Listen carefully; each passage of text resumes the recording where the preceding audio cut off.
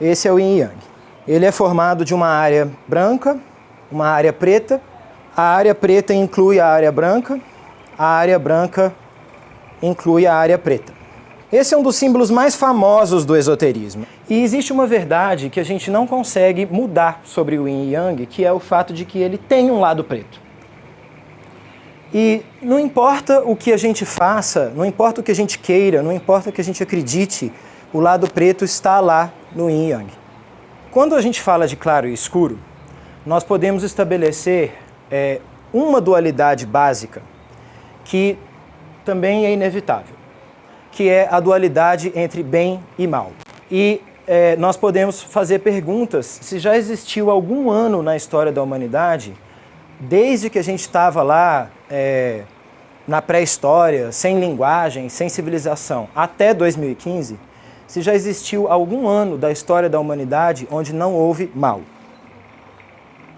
Ou a gente poderia estender essa pergunta para os lugares, para as várias sociedades. Vocês conhecem alguma sociedade que não tem o mal?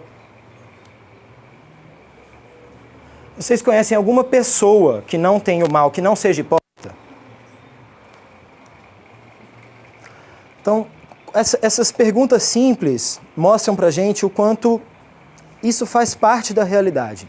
Você pode gostar, você pode não gostar, você pode querer, você pode não querer, você pode praticar, você pode proibir, mas existe. E quando a gente olha o símbolo do Yin e Yang, essa verdade precisa ser admitida. Frente a isso, nós podemos adotar duas posturas. Três posturas. Uma postura é a de negação, é a postura de ilusão. É a postura das pessoas que acreditam que em algum momento o mal vai ser ultrapassado, né? Essas pessoas são as pessoas que são muito melhores que o Cristo, que o Buda, que o Maomé, que os grandes mestres espirituais, né? Porque os mestres espirituais já passaram aqui, né? O Cristo já esteve na Terra, Buda já esteve na Terra, Maomé já esteve na Terra, e o mal não acabou. Na segunda opção, você pode jogar para o outro. O que é muito mais fácil. Você fala, não, eu sou bom, né?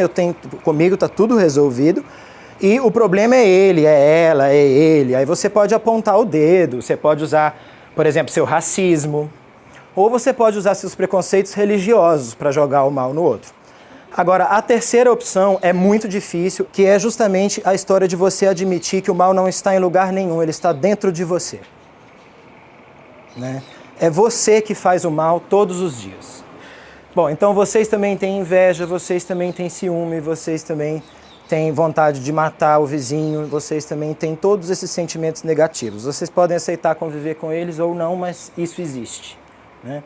Mas tem as outras duas opções. Agora, para a gente não ficar muito tempo nesse tema, o que o esoterismo fez? O esoterismo tirou o lado preto do Yin e Yang. Ele finge que o lado preto não existe. E por que o esoterismo faz isso, né? Antes da gente se questionar. Existem duas grandes razões. A primeira razão é a incapacidade. As pessoas simplesmente não sabem o que fazer com o mal. O mal é uma coisa constrangedora, né? Quando você detecta o mal em você, você fica constrangido. Por exemplo, quantos de vocês são capazes de afirmar com naturalidade para o amiguinho, para a amiguinha, eu tenho inveja de você? É muito difícil você admitir essas coisas. Além disso, o esoterismo faz isso porque o esoterismo é um produto. Você precisa vender o seu peixe. Você não pode vender um peixe que constrange o seu cliente. Você tem que vender um peixe que deixa o seu cliente à vontade. E esoterismo é produto. É um produto de mercado. Então, as pessoas que precisam vender, elas vão querer colocar uma boa embalagem no produto delas. E essa embalagem chama bem.